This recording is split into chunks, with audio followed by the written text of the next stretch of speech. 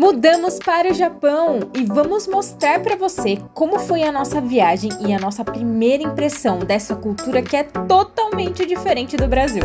Foram 32 horas de voo, 3 conexões e mais 7 horas de carro de Tóquio até chegar no nosso apartamento em Hitoshi, que você vai conhecer no final desse vídeo. Olá, sejam muito bem-vindos ao canal Abre a Janela! Eu sou a Lara. Eu sou o Fabrício. E se você gosta de vídeos sobre o Japão, sobre viagens e quer conhecer essa cultura, já deixa o like aqui, aproveita e se inscreve no canal. Hoje a gente vai falar pra vocês um pouquinho de como que foi todo o nosso processo de viagem. Antes, durante, depois, como que a gente tá aí convivendo e como que foi chegar até aqui no Japão. Foi uma mudança planejada há um bom tempo e logo que a gente decidiu mudar, a gente já procurou uma agência pra fazer todo esse trâmite pra gente. Nós somos do interior de São Paulo. Tem agências especializadas que fazem todo esse processo, que junta a sua documentação, eles já são especialistas, já sabem o que dá certo, o que não dá.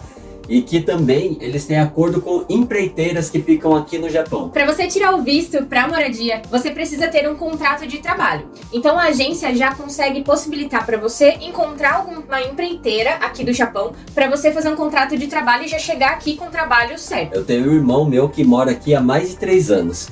E eu queria morar próximo dele. Dependendo de qual agência você pegue, eles não têm contratos com algumas empresas que podem ter trabalho para você, na região que você quer. Então você acaba podendo ir para qualquer região do Japão. Mas eu queria vir especificamente próximo dele, por isso era muito importante, uma agência que tivesse contratos com empresas próximas, onde meu irmão morava. E uma curiosidade interessante para vocês, essas agências, elas não cobram de cara o valor que você vai pagar na passagem ou por toda a documentação. Elas vão descontando no seu salário quando você chega aqui no Japão. Então os custos, eles são mais interessantes nesse sentido, porque você consegue pagar depois, você não precisa desembolsar tudo na hora. E assim que a gente decidiu mesmo, encontrou a agência tudo certinho, eu fui atrás de uma empresa que fizesse todo o trâmite também, porque eu queria trazer o meu gatinho, o Sherlock. Então eu sei que no Japão era bem complicado pra eu trazer um animal pra cá e tinha toda uma burocracia. E eu fui procurar uma empresa, encontrei a Pet Friendly, que eu gostei bastante. E aí eles fizeram todo o agenciamento também, a passagem, da documentação do Sherlock, que é uma documentação bem complicada. E se você já tá no futuro, isso quer dizer que já tá postado o vídeo que eu tô explicando em detalhes como que faz pra trazer o seu pet pro Japão, tá? Clica aí no cardzinho que você vai poder assistir. Por conta de tudo que o mundo passou nesses últimos anos,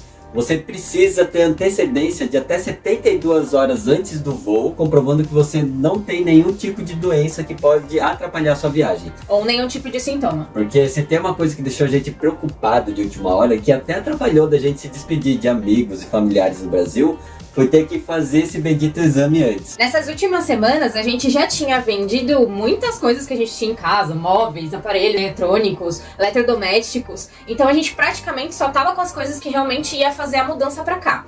E como isso era uma coisa que dava bastante receio na gente, a gente optou por ir até um dia antes da viagem pra fazer o exame. Você pode fazer o exame no mesmo dia, só que é um pouco arriscado. E nós optamos por ir lá pra São Paulo. A gente foi lá, fez o exame e aí tava tudo ok pra gente ir com a consciência tranquila aí pra pegar o voo. E uma outra coisa, que esse exame ele tinha que ser traduzido pro japonês também. A gente tava muito ansioso, né, pra mudar. Já fazia algum tempo que a gente estava aguardando a abertura das fronteiras do Japão pra poder entrar no país por conta desse processo aí que todo mundo passou nos últimos anos.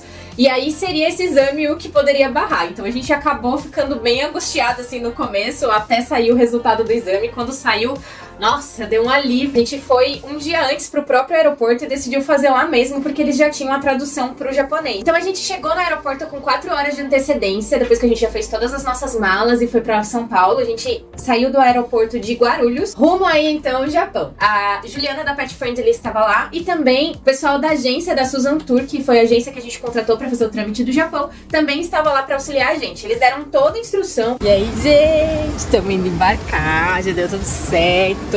A Pet Friendly ajudou muito na gente aqui, eles estavam aqui presentes, o pessoal também da empreiteira também estava aqui.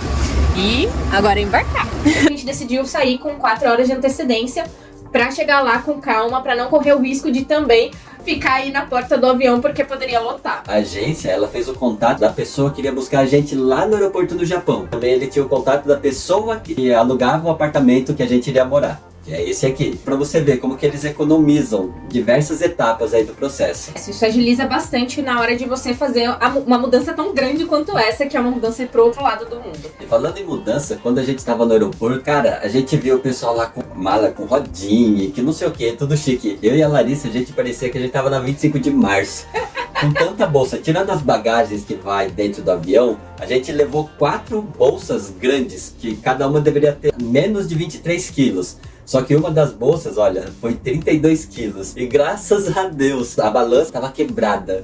Imagina só, já estava consciente que a gente iria pagar uma multa por conta do excesso de bagagem. Mas olha só como Deus foi bom. Tava com Sherlock, bagagem de mão. E na bagagem de mão a gente levou comida, a gente levou roupa, a gente levou mais um monte de coisa. 2 garrafas de água gigantescas. Olha a minha garrafa que eu levei.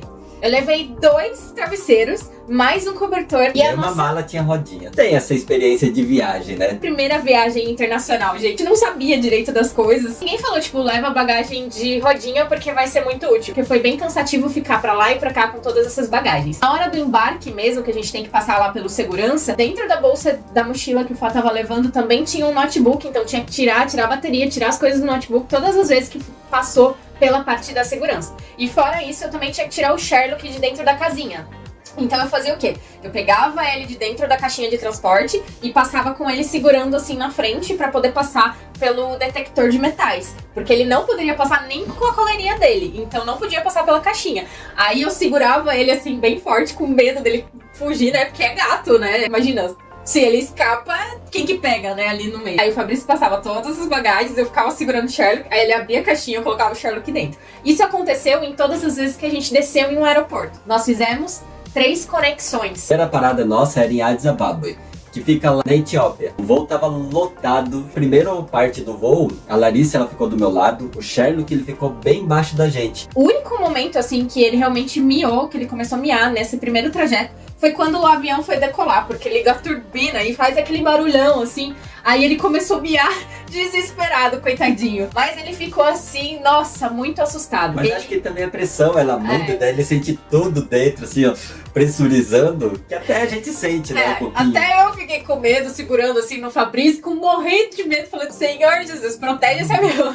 A gente sabe que o avião é um dos meios mais seguros de você viajar, mas não deixa de dar aquele friozinho na barriga. Como é meu primeiro voo internacional, eu só tinha feito viagens nacionais e foi tranquilo. Mas esse, eu conseguia comer, então eu fiquei enjoada. Eu não gostei muito da comida do avião. Eles serviram uma comida um pouco mais parecida com a comida do Brasil. Cada trajeto, ele parecia com a comida do lugar que a gente saía. Até a conexão de Addis Ababa, lá na Etiópia, ele durou em torno de 12 horas mais ou menos. E o aeroporto ele era bem simples. E não dava pra ver muito a cidade, porque tava escuro de noite e não deu pra ver nada.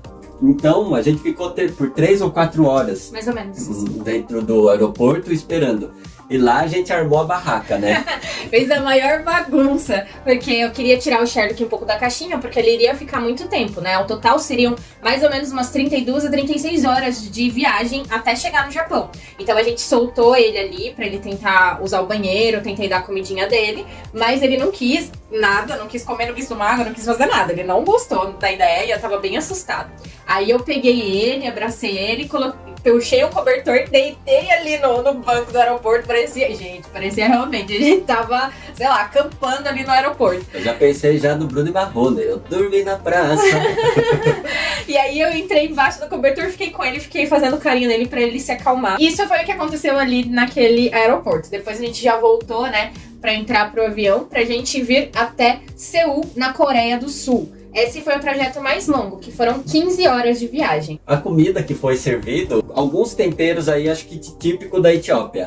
O tempero era um pouquinho mais forte, eu não gosto quando ele é um tempero muito forte assim, mas eles sempre dão 3 opções também. E normalmente é carne, peixe ou frango. Eu e a Larissa acabou sentando separado nesse trajeto. Ela ficou de um lado do corredor e eu fiquei do outro, nem junto a gente ficou. A Larissa ficou do lado de uma família japonesa. E eu fiquei do lado de uma família coreana. Cada um não falava com ninguém. Eu acabei assistindo bastante, viu? Eu acho que assisti uns 6 filmes, mais ou menos. Nessa parte a gente já não ouvia tantos brasileiros falando ali. Aliás, os brasileiros, eles estavam mais profundo da aeronave. A gente ficou mais perto da galera que não fala português. Então, tipo, todo mundo que tava em volta já não falava português. A gente já tem que se comunicar com a aeromoça, por exemplo, que vai servir as comidas, ou qualquer aeromoça lá, em inglês, que é a língua que eles utilizam mesmo pra conversar. E aí já começou a dar um gelinho, né? Porque eu já não sabia falar com todo mundo, já tava meio que complicado. Foi um trajeto bem longo, esse de 15 horas. Começou dali umas 20 horas que a gente tava em viagem. Eu já comecei a ficar cansada. Eu já tava pensando, cara, que longe. Mas isso só aconteceu porque a gente não conseguiu outros voos mais próximos. Como ficou muito tempo fechado as fronteiras do Japão, a gente realmente precisou ir por esse trajeto um pouco mais longo. Quando sai o seu visto do Japão, você tem 3 meses pra entrar no país pra mudar pra lá, pra morar lá. Senão você perde o seu visto. Então a gente não podia correr esse risco. A primeira passagem que apareceu assim, que deu pra pegar, a gente pegou. Precisava de uma companhia aérea que fizesse transporte de pets junto comigo na cabine. E esse cuidado pra poder comprar passagem. Por isso a gente fez um trajeto mais longo, que dava mais ou menos umas 36 horas de viagem. Aí deu umas 20 horas mais ou menos que a gente tava em viagem, e o Sherlock começou a chorar e a miar, e começou a arranhar porque tava cansado de ficar dentro da caixinha de transporte. Aí eu abri ele assim, tava todo mundo dormindo, eu abri ele um pouquinho, coloquei a mão, fiquei passando a mão nele, conversei com ele, levava ele no banheiro também pra ele andar um pouquinho, mas ele não queria sair da caixinha. Ele só queria me ver e sentir que eu tava ali perto. Aí eu deixei ele no meu colo assim, dentro da caixinha mesmo, porque você não pode tirar, é meio arriscado tirar principalmente gato. Quando nós chegamos em Seul, na Coreia do Sul, já tava de dia. O aeroporto, ele era muito bonito. Ele é gigante, enorme, e ele parece um shopping de tão lindo. Só que a gente nem curtiu tanto. Fez um caminho super longo. Deu uma volta pelo aeroporto, o pessoal meio que guiava a gente. E pensa, nos 2 mochileiros ali, ó. Com um monte de bagagem. Trajeto longo que foi esse daí. Nisso daí já tava dando quase 30 horas de viagem. Cansado, não dorme direito, praticamente não dorme, e fica cuidando do pet, e daí você anda. Cara, o ar-condicionado acho que até tava ligado, mas muito fraquinho. Mas pensa, você com um monte de bolsa, mochila, gato e andando. A gente andou acho que por uns 20 minutos assim. Foi, ó, uns direto. 20 minutos. Só pra dar a volta, pra sair quase no mesmo lugar. Então foi o tempo da gente dar a volta, usar o banheiro, trocar de roupa e entrar. Dentre todas as opções, eu gostei muito da comida da Coreia. O arroz, eu achei ele super soltinho e ele era mais fininho, ele parecia uma agulhinha, super fininho. E eu gostei muito do sabor. O trajeto, ele foi o mais curto e também foi o mais confortável. Como é a última parte do trajeto do voo, então a maioria das pessoas desceram ali mesmo na Coreia, e daí eu e a Larissa conseguimos sentar juntos. Conseguimos pegar e ver a janela. E não tinha muita gente, né, dentro desse trajeto da Coreia até o Japão. Mas a gente iria sentar separado de novo. Exatamente. Aí eu esperei, vi que ninguém ia sentar do lado dele, e ele tava com 2 bancos vagos, eu fui lá com o Sherlock, a gente sentou na janela. Foi o melhor trajeto de toda a nossa viagem, foi nessa parte, porque era bem confortável. Mas foi o tempo do avião subir, e eles serviram a comida, que eu também gostei. Essa foi a comida que eu mais gostei. Também tinha um pudinzinho, parecia uma nuvem, assim, super macio, uma delícia. E aí foi o tempo da gente subir, aí já tava descendo pro Japão. Estava acostumado aí, pegou o primeiro trajeto 12, o segundo 15 horas. Daí o terceiro trajeto você faz em 1h30, você... Nossa, Até acho estranho. pisquei e já cheguei já. Chegando no aeroporto do Japão, a gente teve que passar e comprovar, mostrar o exame. Praticamente o mesmo tanto que a gente andou na Coreia. Até mais. Talvez até mais. E era um labirinto, assim, você ia sendo guiado, eles iam mostrando pra você, apontando, vai pra lá, e perguntando as coisas, né? Daí, um entregava um papel pra você aqui, aí no próximo posto você tinha que mostrar o papel que você pegou com ele ali. Aí depois no outro, mesma coisa. Sempre eles entregaram um monte de papéis, depois que fizer toda essa parte de não estar com doenças, né, desse controle aí que eles têm, foi pra parte de retirar o nosso documento do Japão. E esse documento, ele é o documento único aqui do Japão. É com ele que você comprova quem que você é, que você faz tudo com ele. É como se fosse mistura do RG com CPF aí do Brasil. O RG atualizado do Brasil, né? É RG e CPF. Sim. Ele é um único documento. E é bonito. Nossa, o negócio tem uma marca d'água assim, que é translúcida, é um documento super bonito. Passou todos os documentos pro rapaz, né? Depois ele já imprime o documento. Tira uma foto sua, que depois de quase mais de 30 horas de viagem você fica assim, ó. A hora que ele tirou a foto, eu olhei e falei, ainda bem que não é essa foto que foi pro documento. Foi uma foto que a gente já tinha enviado pro Japão já. Então, porque se realmente fosse a foto que chegou todo cansado, com o cabelo tudo bagunçado, suado, né? Cara assim, de quem não dormiu direito, ia ser bem ruim ficar com documento assim. Acabou dando uma volta inteira no aeroporto e saiu exatamente no mesmo lugar. Depois de você fazer toda essa maratona de pegar documento, entrega documento, assina isso, assina aquilo, preenche isso. Aí a gente foi pra parte da vigilância sanitária, onde ia passar com os documentos do Sherlock. Se tivesse um documento errado, já era. Ele não ia entrar e eles poderiam deportar ele de volta pro Brasil. Aí eu passei pela veterinária e a veterinária falava inglês ou japonês. E eu não falo nem inglês nem japonês. Aí o rapaz me perguntou, speak English? Eu, não. Aí ele perguntou, em japonês? Ele rogou, não. Aí ele fez assim, tipo, como que eu vou falar com você? Eu olhei assim pra cara dele e falei assim, cadê meu marido? Aí, porque o Fabrício tinha ido no banheiro. Ele arrisca um pouco no inglês, né? Eu entendo muito pouquinho, mas ele entende mais.